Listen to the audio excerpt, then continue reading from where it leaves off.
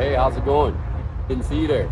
Probably didn't hear me pull up in the EV6 either, but anyway, I got a few benefits as to why you should switch to an electric vehicle. Number one, it's virtually silent since it's not running on an internal combustion engine, only runs on a battery and an electric motor. So I can creep up on you if I really wanted to.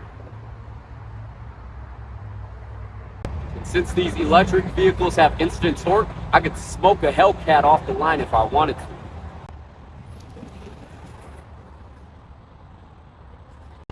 And another reason you should switch to an electric vehicle is saving money at the gas station. You spend about $1,000 every year by filling up your tank. You can make that easy switch and charge your vehicle for much less.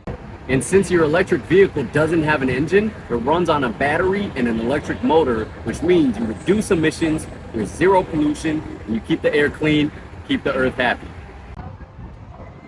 And in case that wasn't enough explanation for you to switch to an EV, Kia is actually offering up to 13 grand right now in rebates for qualifying vehicles. So just remember, when you switch to an EV, make your life easy.